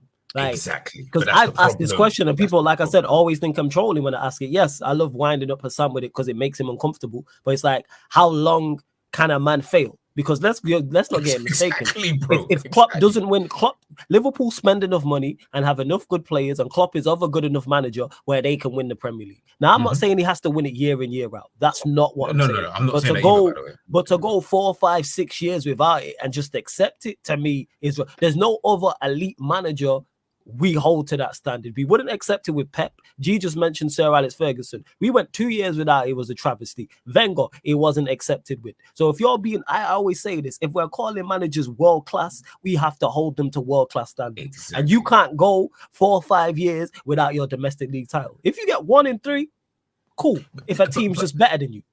That's all I'm saying. And that's the maddest thing. I'm not even asking to go like Liverpool. Back Not to good back. enough to go to win it like that. I know we're not good enough. I'm good with that. I can live with that. Liverpool not being good. Manchester City are way better than us. I am good with that. But you can't, as you said, 4 years. If you don't win it this season, you're now moving into 5 years that you haven't won a Premier League. And I'm supposed to just be like, oh, but I can see the vision, brother. I'm telling you, my glasses are broken now because I can't see anything. If we're now going, that's as you said, you're supposed to hold man to these type of standards, but everyone is so willing to just consistently keep saying, nah, but it's okay because he'll turn it around, he'll do this, he'll do that. I'm like, brother, like you're basically waiting. It's a bit like the people with Nunes who get on to Nunes and the people who obviously always big him up. And they're always waiting for that moment where he does, like the people who get onto him and they wait for him to fail. They're like, see, I told you. That's what these fans, in my opinion, that's what they're doing with Klopp, is that they're waiting 6, 7, 8 years down the line when if he does finally win it, then they're gonna be like, see, I told you we should have kept him, brother. He had to do it at this point. Do you know what I'm trying to say? Like, it's just, it's just one of those kind of things. And by the way, when I said 5 years, I mean, if he doesn't obviously win it this year, it's obviously just to clarify. And if we go into next, obviously it will then be their next season, which will then make it 5 if we obviously don't win it by then. So, And people, when I say this, when I'm talking about him, I'm not even saying he should be sacked. I'm just asking the question. And again, a lot of Liverpool fans don't like this, and this doesn't include G and Tom because they can look at it logically. I'm saying, how many years do you give him? That's the question I'm asking. And everyone in the chat, please keep it clean as well. How long is so? If 4 years is okay, it's 5. If 5's okay, it's 6. If it's 6, it's 7. If it's not 7, it's 8. How long do you give this manager to not win the Premier League or Champions League? Because people are mentioning in the chat, oh, he won a double. That's FA Cup and League Cup. Cool. Well, that's not what Klopp is called in for. He's not managing and spending the way you spend. I'm talking about overall, and have Trent and Mo Salah, and when you had Sane, and you had Mane, you had Fabinho when he was in his pump, Van Dijk. You don't have these top quality players to go and win domestic leagues. The aim is to go win Premier Leagues and Champions League. So let's hold him to that standard, which he did. He reached both of those. Like someone said, he almost won a quad. Do you know what the key sentence in that word is? Almost. Almost. So I'm saying, if it was almost, it's all ifs and buts. Almost, you lot nearly won a league twice based off of 1 point. So if he wins I almost those kissed Beyonce once. Almost, again, you know what I'm saying, almost. I was close. Almost. I was close. And then the security tackled you. What like we talking about? Almost. Exactly. Like almost, we don't count like almost. And the reason why I'm being picky when I say this is because we're talking top level elite sport. So if we're talking top level elite sport, I'm holding Klopp to top level elite standards again. Let me repeat this. Do I think he should be winning it year in, year out? No. But I think a manager of his quality, hear what I'm saying, this is a Manchester United fan, a manager of Jurgen Klopp's quality with the squad that he has at his disposal in terms of talent should not be going 4, 5, 6 years without a league title. That's just my opinion. So if you disagree with me, that means you don't rate Klopp and the Liverpool team, in particular Liverpool fans I'm talking to here, as highly as I do. because I rate your team highly. I rate your manager highly. So therefore, that's why I'm holding him to these standards. I wouldn't say this about Arteta. The only other manager, testament to Klopp, the only other manager I'd say this about is Pep. There's no other manager in the league I look at and go, if you don't win the league within 3, 4, 5, 6 years, I think that's a failure on your part. Do you think Pep could go 4 years without winning a league title? No way. I don't care if Man City do love this brother. There's no way that they're going to be like having the same level of faith in him after 4 years of not winning. Again, by the way, this is just me talking on the 20th of December. I don't know. We could win the league this season. So everything might just, like I said, if he wins the league this season, this is where my threshold ends. That's what I say. Right now, my threshold ends with this season. If you do not win it, my brother, you have to go because you're not going to be doing anything differently that someone else couldn't have just done this season, which is not to win. So if I could have got anybody else to not win. What is the difference? We're not winning. So for me, it's not any different, to be honest. And I like Klopp a lot. I do think he's a good manager, man. I think he's a dope manager. And big up to V1 for this super chat. Who says, does Klopp stay and be in third or fourth place? Will the Cups keep him? We'll go to you on that, Tom, and not so much in your opinion. But do you think he has too much credit in the bank with the owners and the hierarchy for him to actually be sacked? It'd have to be a contract winner. If Jurgen Klopp wins the Europa League this year, he's not getting sacked. Okay. No. Yeah, that's true. And if Jurgen Klopp wins the Carabao Cup this year, he's not getting sacked. If Jurgen Klopp wins fuck all this season, he's not getting sacked. Jurgen Klopp won't get sacked by these owners because of the reputation and the love we have for him in the city. I just have to go back to when the Project Big Picture happened. If Jurgen Klopp had left because of that, fuck me, FSG would have been gone. They would not have been welcome back in Liverpool anytime soon. So there was still a hell of a lot of love for Jurgen Klopp in the city. Not just for how good he is as a manager, but for the stuff he's done for the community. That's very hard to break for a club like Liverpool. So Jurgen Klopp could not win anything this year and finish fourth, and he would still keep his job and still have a lot of support. Agreed. That's fair. And V1, big up to you as well for becoming a member. Much appreciated. Just became a Sarcasm citizen. Link for the membership is in the pinned comment. So V1, let me know. I'll add you to one of the perks is the Instagram group chat with all the members in. So let me know. Just at me at Sarcasm City TV on Instagram. Follow on there if you want in, and then I'll add you to that group as well. And V1 asking, I'm guessing it's a family thing, but he says, Tom, why did you become a Pool fan? Respect them. Guessing it's family. Born in Liverpool, raised in Liverpool, mum and dad Liverpool fans. But even though on my mum's side there are a lot of Evertonians that did try and get me. No, I'm real ones, man. Real ones. Even though you could argue around the time when I did end up getting properly into football, the latter end of the Benitez stage, start of the Hodgson one, Everton were better. Loyalty just shone through, and the threat of being disowned from the family if I didn't pick Liverpool. And it's all right in the end. I've done all right for myself, but yeah, I'm one of the ones who fully believes it's either someone that you're local to or a family thing. That's how it's always been for me. Like that's it. No, and that's where I'm at with it because it's the same. Like that's why I respect it, and that's why even though I asked the question, I knew I was like Scouser, definitely a family thing because it's like me with Manchester United. Like you're like, oh, why'd you support United? Man, born and bred. My whole family is Manchester United fans. I was born into it. There was no choice. It's not like we're gonna pick Chelsea. Yeah, it's not like I had an option. You know what I'm saying? I knew about I was a United fan before, you know what I'm saying? I knew about other teams. I didn't know about other teams like that. It's like, I was a Liverpool fan before I could even speak. The first thing my family would buy me was Liverpool like pajamas as a baby. It's inducted early on. You know that logo. You see it before you know what football. Oh, that's your team. All right, Manchester United. Like that's what you're into. Gee, you watch Raising Canaan. What did Unique say to Rack in season 1 when he was talking about Canaan and he was like he was in this shit before he was in this shit. Like that's what it is. Yeah, it's true. Like that's it, man. You in this shit before you. That's how I knew. Even me and Tom had spoken about this. I knew it. I was like, it's definitely 110% family. You know what I'm saying? No, it's family, and that's what it is with me. You know, like you born into this. That it's generational as well. My generation, the generation above, and the generation below is United fans. Like that's just what it is. You're gonna either celebrate with us or suffer with us. Like that's just what it is.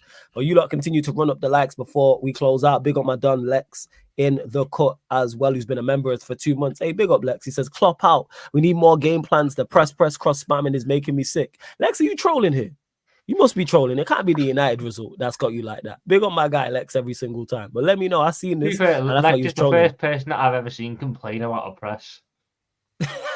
Yeah, for real. Yeah. That's not one thing I would complain about with Liverpool, like in terms of, I hate the press. I'd be concerned if my team didn't press. Hey, wait, watch Manchester United Football Club, mate. You know what I'm saying? Hey, Mm. I'd rather we didn't actually, so we just sit in You know what I rather than love about obviously United? press. It's City have been doing all these innovations in recent years. And it's like you man are just doing all the wrong innovations. City reinvigorated playing out from the back and systems. You went, what about if we don't press? What happens then? Yeah. Oh no! It's not even the not pressing that annoys me. It's the pressing and then it's not cohesive. It's like just don't just sit in. Lad, That's what annoys me the most. You know what? The Go. beat you 5-0, the first goal, and I'm watching the most single disjointed press I've ever seen. Is that when Bruno pressed the goalkeeper? Is that Bruno the one? pressed the goalkeeper, then Greenwood ran out of position to press the centre back. So then Dallo, or whoever, no, it wasn't Dallo, it was whoever was right centre mid ended up pressing our left back.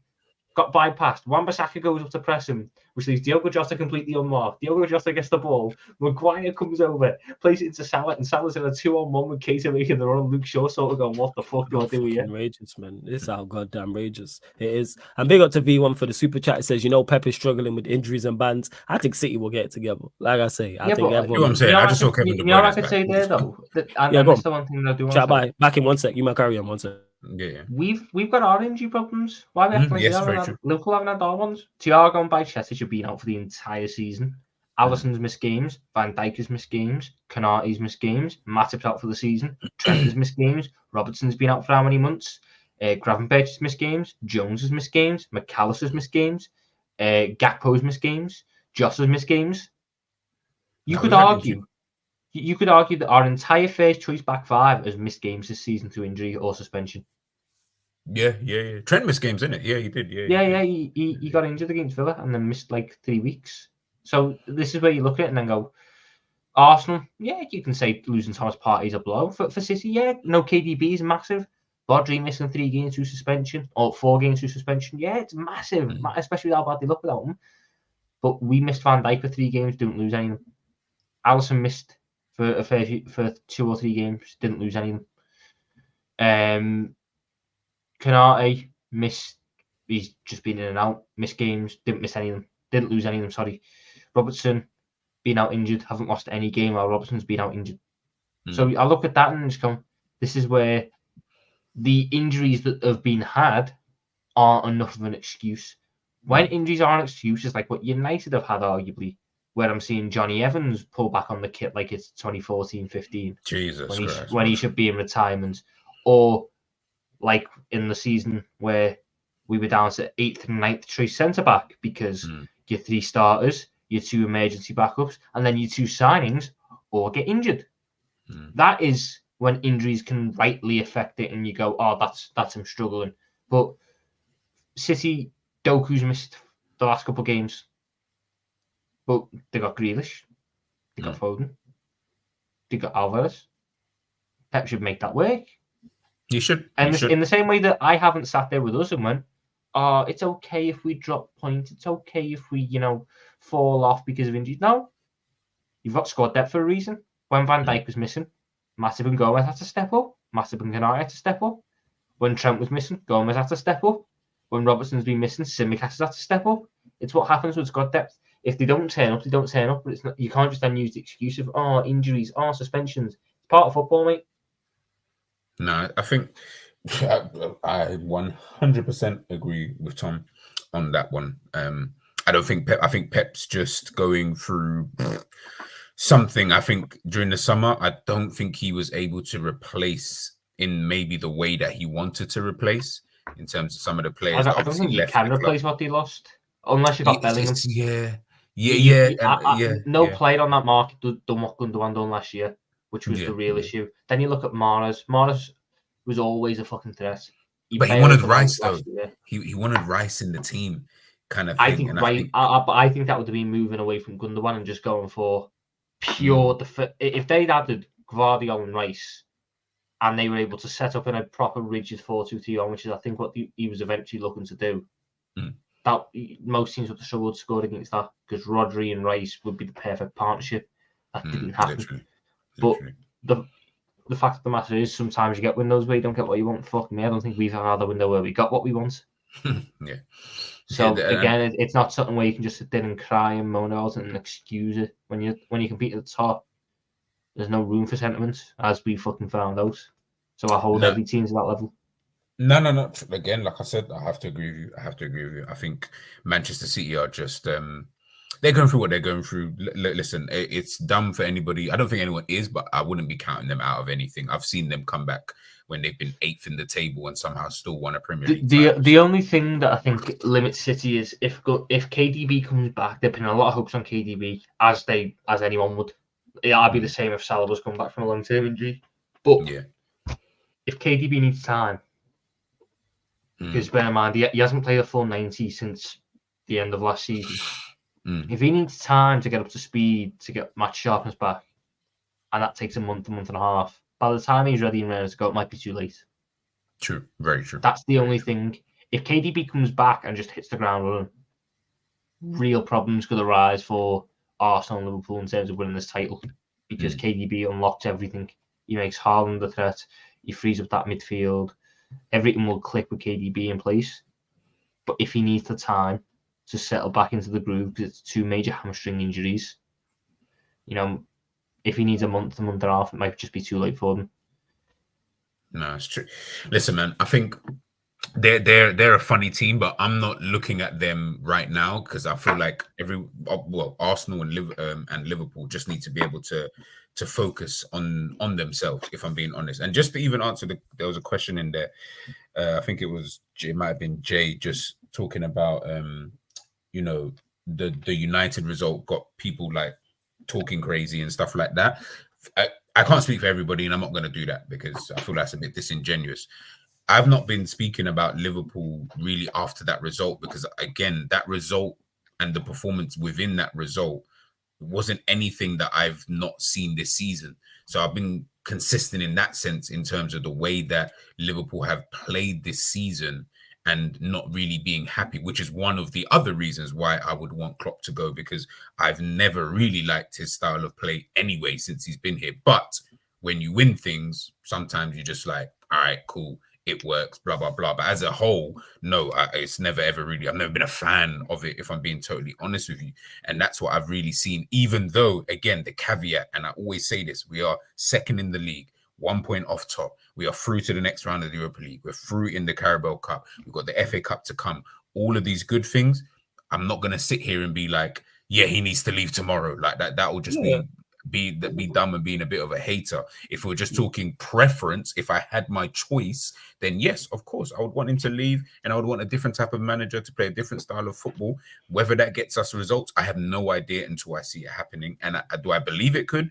Yes, but there's also the possibility that it might not happen. But I just don't like this notion that we all have of saying, oh, right, like, well, there's only one manager out there, so he's the only guy who can do this. And then I'm just like, okay, but how long do you wait for the guy to do the thing that you keep saying that he can do? That's my issue.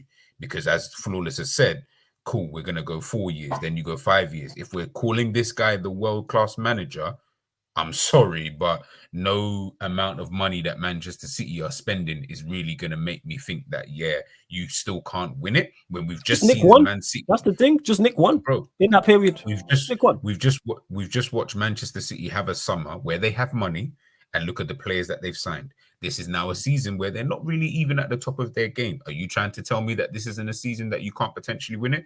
I did have Liverpool finishing 4th this season. I had them finishing 4th, but I wanted them to go before the season started anyway. So regardless of who we got in, I just thought we'd finish 4th based on the type of team that we had. Him now being in this position, if anything, he just ranked up the pressure on himself, because now I'm going to be on his neck more than I probably would have been if we were just in the position that I thought we would have been in anyway. So it's just one of them ones, man. But again, it's just all preference, man. It's just whatever your threshold is, that's your threshold, man. We'll just have to wait and see. And don't worry, Eli, I'm gonna get to your question as well in regards to about the Arsenal game. We will do this. Lex says Klopp is turning Szoboszlai into a speedy Hendo, shaking my head. Big up for the super chat, Lex. Much appreciated. Before we do though, obviously get to the Arsenal game before we close out. Let's run up the likes because there's still over 180 people in here, only at 75 likes. Let's get up to 100 likes. Like check 1212. Let's get up to 100 likes. Make sure you hit the subscribe button as well. We will be going straight from here to the Sarcasm City TV gaming YouTube channel when we end as well. Pro Clubs people, playoff settings. And we're currently at 9,017 subscribers. So let's get us to 9,020. Only asking for 3 more subscribers. And Eli asked here a question to the panel. How do you think the midfield will perform against Arsenal this weekend? And do you think y'all will get a positive result? We'll go to you first on that, Tom. Depends on what he puts out. He should be putting out Endo, Jones, Szoboszlai. You put out that one, you can get a result. You can win that game. You go Gravenberch, Szoboszlai, Endo, or something like that. I think you draw the game. Okay, first. I just think you need Jones to press him. I think that's such an underrated part of his game.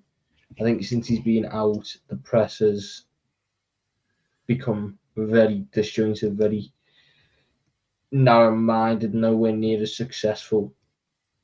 So I think you get him back in, the press improves, and then all of a sudden everything's a little bit different, and you can start to suffocate teams like we did at the start of the season. But I think we should be good enough anyway to get a draw or something. All right, first. What you saying in regards to this, G? I don't know who the midfield, because I don't know. Maybe the midfield that Tom said, probably. I think maybe that might be your best bet in terms of available players. We can get a positive result, but I do have Liverpool losing that game, though. I think we would lose that game. I think they would actually come there and they'll walk away with the 3 points. Something in my head just tells me that it's kind of like a crossroad for them. Win this game, they'll be looking at things and saying, "Yep, all right, cool, it's the title now." Do you know what I mean? I think now is the time. They beat Manchester City. They beat you guys. I want to say they beat you guys this season. Yeah, they beat us. Well. Yeah, they beat us 3-1. Yeah. They've obviously drawn to Tottenham. They've obviously drawn at Chelsea as well. Yeah, I think that they could come there and get a victory. But I also see Liverpool can also get a victory if we just turn up in the cage. You know what I mean? If we have strikers who could just put the ball in the fucking back of the net, then things might just be, a whole lot different now. But yeah, I think I don't know. Arsenal look good enough to come there and get a victory, in my opinion, to be honest. But let's hope not. Wow. And what would your preferred midfield be, G? Well, if everyone's fit. Yeah, with who's available. Oh, who's available? With who's available. Yeah, and for this game in particular. I want to say Endo, but then I don't trust the brother sometimes, man. I feel like he's too wishy-washy, man. But you got no one else for DM, not have you? I know. That's what I'm saying, Tom. The only other option you could go with is you could just put Trent in there and just have Gomez as your right back in this game. So maybe Trent, but then it goes back to what we was laughing about earlier on. Maybe Trent. You know what? I would actually go Endo, Trent right centre mid, and Szoboszlai left centre mid. So that's the midfield you want to see. You think that's best fitted to get a result in this game against Arsenal? Hear what I'm saying, man. I feel like the midfield just looks shit when I think about it. But that's the midfield that I think in my head just might be something different. I just don't feel like Curtis Jones is going to be the one to really do us any favors in this kind of game. If not him, if not that midfield, then you know what? Just start Harvey Elliott. Then just start him. That's the only other thing I can think of. Start Harvey Elliott on that right central midfield. Put Szoboszlai left central midfield. And then you can play Endo if you want. Okay, and that's fair. Keep Trent right back. And Liverpool 12th man. I appreciate this because I do get this comment a lot, which lets me know I'm not a terrible guy as people try to make out. It says, despite being a Red Devil at Sarcasm City TV, good show, keep up the good work. Yeah, man. Like I always let, rival fans come on and have their say. I know people would rather hear from Liverpool fans. About Liverpool from Liverpool fans. Because I say certain things, people automatically just gonna think I'm hating. And obviously you can learn something new as well in regards to it, especially from the likes of Tom, the likes of G, even Brian as well, as reactionary as he can be. Some of the stuff he has called out. You knock on Ryan's head, it echoes. Yeah, that's Nah, hilarious. Ryan's a snitch, man. Ryan's a snitch, man. I Hilarious. don't know, He is a man. snitch too. Yeah, He that too. just threw everyone under the bus. He Crazy. did straight away. I would even like being like, yo, like anything bad. I was like, yo, you've been critical. You know And what I he's feel like, most for though? "Yeah, Jerry weren't even here to defend himself. He just fucking threw Jerry He in. just threw him under the bus, bro. Just threw him under the bus like there was no man's business. Man's At probably, least me and Jerry's Jay probably here to sleeping sort of right go, about now. oh, fucking hell. Jerry just got dragged in. no reason. Serious. Dragged in Jerry for no reason. Dragged in Jerry for no reason whatsoever. Like I said, make sure you subscribe to G and Tom's channels. Links are in the title. Click the link, open up new tabs. Make sure you subscribe to Sarcasm City TV Gaming as well, the YouTube channel, people. The links in, not only is it underneath in the description, I dropped it in the chat alongside the membership as well. Hey, Jay, I don't know what you talking about. He says, nah, don't gas Flawless. He's a terrible guy. Don't let him fool you. He's sneaky with his comments and his Big up agendas. Jay, man. You gotta pay close attention to some of the stuff he said. Hey, like I always say in it, I just tell the truth, and people don't like me because it's me, because of the messenger. And you know who does the same thing? Tom. Tom be in the chat talking rubbish about Manchester United, and guess what? I can't even be mad because what he say, just because I don't like the messenger, doesn't make the message. That's why I don't get at him. But he be talking about United, I'm like, it's facts. I don't like the fact that he's saying it, but it's just the truth, and that's what it is. Happens all the time, and I'll say something truthful and back again podcast. Again, I keep referring to that. I'll say some true shit on there, and man will get mad at me. You know what I'm saying? Hassan will go off. Truth will call me a wallet. And I'm like, did I lie though? Nah, it's just because it's you. But all right, you know what I'm saying? I wonder why Crystal Palace is saying no one likes Liverpool. I wonder why you, of all people, Crystal Palace, why you as a Crystal Palace fan might not be best happy with Liverpool this season, like we didn't go Sellers Park and just rob 3 points off you. Yeah, that's crazy. Good. Tough times, Yeah, man. good. Tough times. Very tough times. And Eli says, going back to Amarin, I feel like he'd be a perfect fit for this Manchester United squad. Thoughts. One thing I will say is because it was last week and I was doing my research on him, so it's like I Googled him and I like his resume. You know what I'm saying? I don't know enough about him outside of that. So Tom mentioned in regards to like his playing style and things of that nature. Don't know anything like that, man management, how he prefers to play, how he deals with adversity. But his resume matches up. Because what I don't like when it comes to the Manchester United job is people naming people who have had one full season in a top European league or 1.5 full seasons. Or yeah, like Mano mentioned De Zerbi. And I'm like, to me, to get the Manchester United job, and I think De Zerbi's done a good job. I need more than that. Like you must have faced some form of adversity somewhere and won something. It doesn't even have to be a domestic league or a Champions League. Win a European Cup. I'm saying Europa League, for example. Win your domestic cup wherever you are, whether that's Spain, whether that's Italy, France, Germany, Portugal, something. Like you can't come to Manchester United. You are basically driving a Formula One car with L plates. That's not it. You know what I'm saying? That's what it is. With L plates, you wouldn't do that. And you're going up against Pep and Klopp and Arteta. And so you're going up against the creme de la creme in regards to in the league. That's like going up against like prime Michael Schumacher, Lewis Hamilton, and pick another Formula One driver. And you're there with L plates on in the Formula One car. Like, no. Like, at least have done something. Like, I know Manchester United are in a bad way, and I fully get that. But at least have done something to warrant getting the job. My bar for the job is still high in regards to, you don't have to have won everything. You don't even have to win everything at the top level, but it can't be the first time you face pressure. Have a resume of some sort. At least manage 3 years in a domestic league. At least, and not Sweden or Denmark. Like I said, one of the major ones I mentioned, your France, Italy, Spain, Germany, Portugal, Holland. Throw them in the mix. Like, you know, man, I'm not with it. So yeah, Amarin, I like the resume, but I'll have to watch him closely and let's see how he does in the Europa League. Or if he picks up the Europa League, it's like, all right, that adds to his resume because you're under some form of pressure. They knocked Arsenal out last year. Exactly. So you've done something. I forgot he was even the manager at that point. So you've done something of note where you go, all right, you knocked Arsenal out. You've been under some form of pressure and being there at Sporting, you're under pressure anyway to deliver because they will sack a manager. So yeah, man, we'll see what's what. But yeah, before we go, score predictions from you, man. Score predictions for the Liverpool Arsenal game. We'll go to you, G.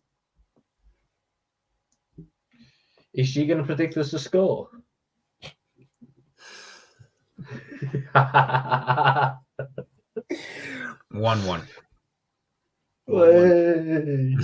First. 1-1. Is the goal coming from an attacker, G, or is it coming from somewhere else? I actually think Darwin Núñez will score. You think Darwizzy will score? All right. I think he will score, man. He'll just shut everybody up and he'll just score. Okay. You know what? Fuck it. 4-0 Liverpool. Let's just have a laugh. Yeah, if it happens, you come out and looking good, boy. Oh yeah, Carabao Cup as well. I forgot about that. You lot obviously playing West Ham, so we'll stay with you, Tom. Prediction in that game? 3-1, hopefully, but you got to win this tournament because there's fuck all good teams left in it. You don't want to piss away a trophy. Fast. G. Does this go straight to penalties? Yeah, straight to pens. Liverpool and penalties. G-Mahal can't say pens. Predict something else. Can't say pens. 2-1 Liverpool. Thank you. 2-1. I'm not ready to watch Gerald Conte step up for pens. Oh, mate, I promise you. Like, if Liverpool go to Liverpool can't afford for their own PR to be going to penalties in a game before Arsenal. Like, it's just long. Right now, just win the game normal, and everyone just walk away, no injuries, and we're good to go. They can't afford to be going to penalties right now. It's just long. It's honestly just a long. That's fair. What I was saying, that is very, very VIP art. It's Girona. Girona. Girona. Top of the league without looking. Yeah, because people have mentioned their manager. Like, that's a prime example. Like, all right, he's doing very well now, but I still need to see more. Like, yeah, from him. like he wouldn't be someone I'd want to get right now anyway, because I'll be like, he'd have to win La Liga this season. Then I'll be like, maybe. Like, I'd have to maybe. That's something on his resume. You go, that's exceptional. Okay, you could be one of those guys. You could be one of those guys. Just go look at the big clubs in the last however many years. Chelsea had a knack of appointing top quality managers, and then they went for, in the space of 3 managers, Lampard and Potter, and they were the 2 worst managers that clubs had now however many years. But big clubs have a pressure that certain managers can't deal with. I can't remember who said. Surprisingly, I think the smartest thing this man's ever said, Brendan Rodgers. You don't realise the pressure of a Liverpool, a United, and Arsenal until you're actually at the football club. Yes, that's when it swallows you. This is what I keep telling people all the time. There is nothing like being in that hot seat. That's why I'm so critical, because I say it all the time, you are analysed 25-8 as Manchester United manager, as Liverpool manager. You are like, it's not, these other managers get match days off. Ten Hag gets no match days off. De Zerbi can go 2.5 months without a single win. No one bats an eyelid. I'm saying, you don't win for 3 matches. You don't win for 2 matches as Manchester United mini crisis.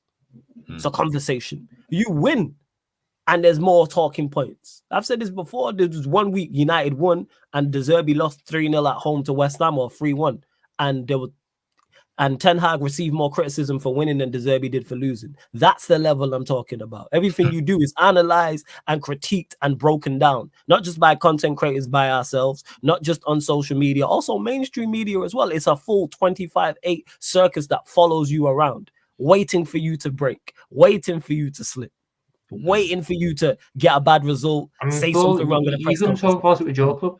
Fergie knew how to deal with it. Moyes comes in, never dealt with a club that size before, crumbles. LVG, being at the top clubs, knows how to deal with it. Mourinho, being at the top clubs, knows how to deal with it. Ollie comes in, while it's a bit yippee, falls apart very quickly. Rangnick, I don't even count him. Ten Hag, I think the same thing's happened here. He's got swallowed. Second time, yeah.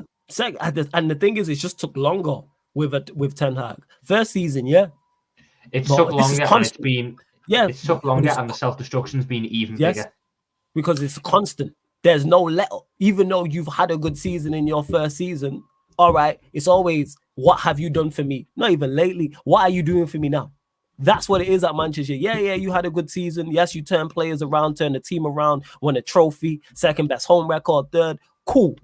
But that don't give you leeway the next season. All right, we expect this next season plus more. That's now the bare minimum. That pressure is, and if he even had a good, say he turns it around this season, the third season will be like that. And then the fourth. It don't stop. You know what I'm saying? It don't stop. Your top managers that you've had, I'm just clocking it now. So LVG won the FA Cup.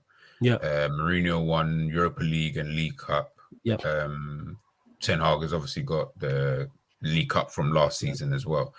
Yeah, it seems to be those managers who are, and obviously Ten Hag has obviously been at Ajax, who are a big club in terms of around Europe. So not as big as Manchester United, but they're a big enough club. He's obviously been with Pep Guardiola as well.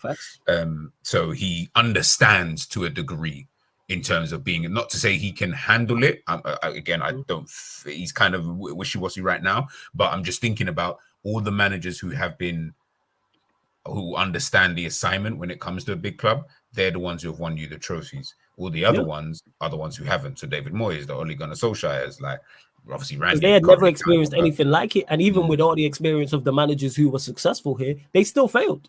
Their reigns overall, even Mourinho, as much as he dealt with it, failed here. Like, you weren't brought in to do that. Same with the Van Gaal, even though you won a trophy. Same with Ten Hag, who's coming from Ajax, who actually has a resume and have been successful. And you are under pressure at Ajax. But it is so much different with being at Manchester United, in particular the Premier League, because it's the most watched. So because it's the most watched, it's the most talked about. Like, forget quality.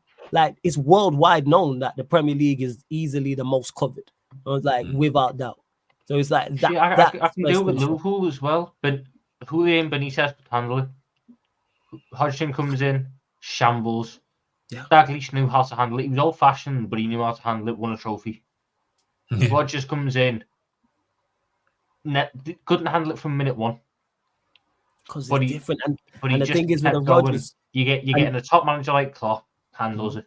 Well, because the thing is with like the likes of a Rodgers as well. I say this all the time. Some managers are just good for certain levels. Brendan Rodgers is that. If you want to be at a certain level, same with Moyes. Moyes, you want to be a solid Premier League side.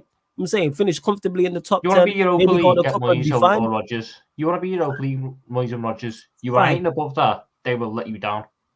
Because the level of expectation is different. But hey, love to everyone that's locked in. Great show, man. As always, big up to G, big up to Tom as well. Make sure, don't forget, we are available on all audio platforms as well, people. So wherever you listen to your podcast or wherever you listen to music, any streaming platforms, Spotify, iTunes, Apple Podcasts, SoundCloud, type in Sarcasm City TV, and this show and all the other shows on the channel, apart from watch-alongs, will pop up. Like I always say, if you want to listen while you're cooking, while you're cleaning, driving, while you're at work, maybe at the gym, whatever the case may be. Actually, you know what? You may not want to, listen to it while the gym, because you may end up laughing and dropping weights on yourself. So be careful if you're listening on the audio platforms via the gym, people. But whatever the case may be. So yeah, man, make sure Spotify hit us with the follow button, 5-star us. Sarcasm City TV, or you Spotify users, iTunes, Apple Podcast, or you iPhone users, 5-star us and leave us a review. Big up to everyone in the chat as well. I got to all the questions. Make sure you subscribe to G's channel. You see it there. The link's in the title. Same for Tom's as well. But G, anything else you want to add? Let them know where they can find you and all that good stuff.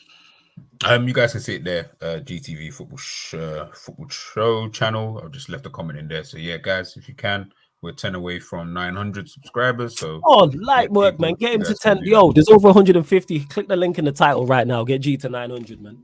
Nah, big up, man. But yeah, other than that, man, like, I love having the chat with both Tom and Flawless as well, and Ryan as well. Even though he said some crazy stuff, a bit of a snitch, but we'll align. We'll give him a blight. We'll keep him here. We'll keep him here. But nah, man, it's a good chat all the time, man. Late night vibes. You guys obviously in the chat as well. Whether we agree or disagree, I love the love regardless. Do you get what I'm trying to say? So guys, keep it coming, man. And listen, as someone mentioned before, we're on the road to 10K. Do you get what I'm trying to say? So let's get this party on the road, man. Let's get it popping. Let's get it popping. Let's do it. Tom, same to you, my G. Anything you want to add, let them know where they can find you, all that good stuff, what you got coming up the rest of the week. Just Tom with the one. I'm being a little bit more consistent with content now, so there'll be something probably either tomorrow before the game or the day after the game, reviewing it.